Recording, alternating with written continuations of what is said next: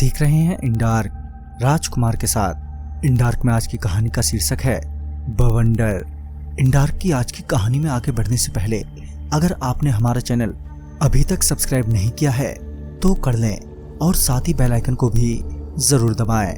दोस्तों, अगर आपके पास भी ऐसी कोई कहानी है तो हमारे साथ जरूर शेयर करें। हमारे इंस्टाग्राम आईडी पर इंस्टाग्राम आईडी है network_33, जिसका लिंक नीचे डिस्क्रिप्शन बॉक्स में दिया गया है। तो चलिए बढ़ते हैं आज की कहानी की ओर। आखिरकार लंबे लॉकडाउन के बाद जब गांव जाने के लिए साधन मिला तो मैं गांव चला आया। शहर के उलट यहाँ गांव में अभी भी सब कुछ सामान्य सा लग रहा था और जो सालों से शहरों में बसे थे अब गांव लौट आए थे, जिस वजह से गांव में कुछ ज्यादा ही चहल पहल रहने लगी थी।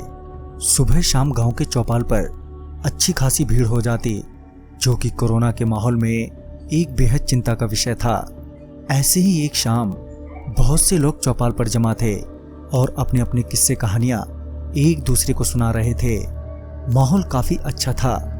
वहीं पास में गांव के कुछ बच्चे धमा चौकड़ी मचा रहे थे।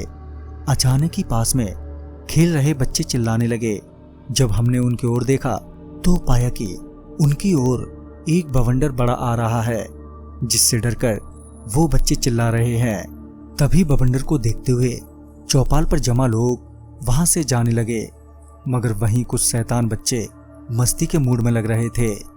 वो कुछ बच्चे पेड़ की आड़ में हाथों में पत्थर लिए छिप गए और जैसे ही बवंडर उनके थोड़ा करीब आया तो वो सारे बच्चे उस बवंडर पर पत्थर बरसाने लगे।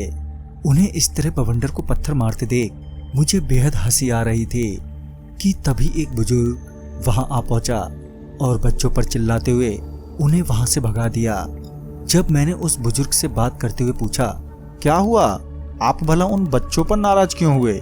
तो इस पर उन्होंने बताया कि कभी भी बवंडर में कुछ भी नहीं मारना चाहिए, क्योंकि उनमें जान होती है, उन्हें भी दर्द होता है।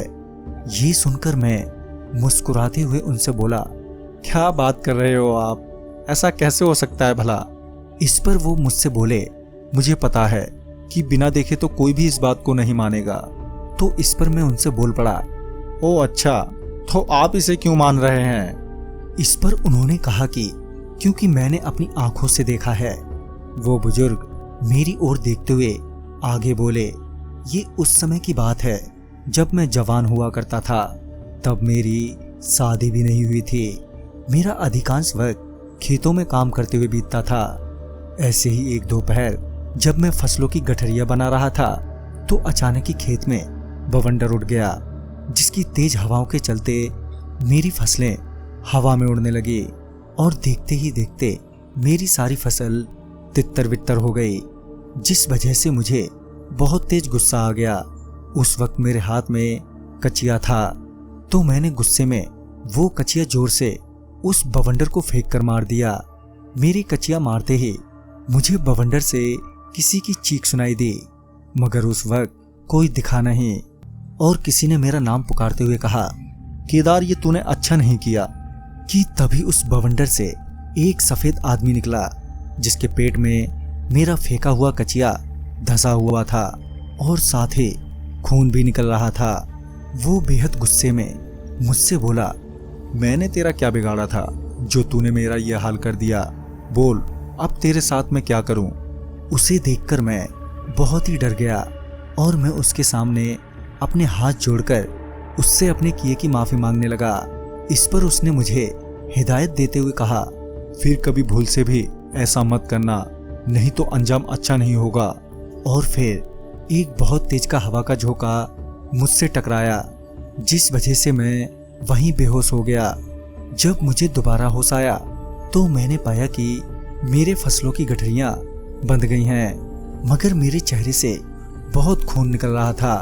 घर आने पर पता चला कि मेरे चेहरे पर कुछ तीखी चीज लगने से चेहरा कट गया है, जिसका निशान आज भी तुम मेरे चेहरे पर देख सकते हो।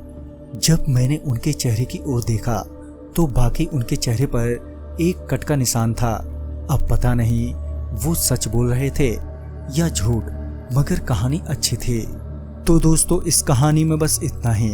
कहानी पसंद आई हो तो लाइक शेयर करें और साथ ही हमें कमेंट बॉक्स में जरूर बताएं। तो मैं आपका दोस्त राजकुमार जल्द ही मिलूंगा ऐसी ही एक नई कहानी के साथ। तब तक के लिए बाय एंड टेक केयर।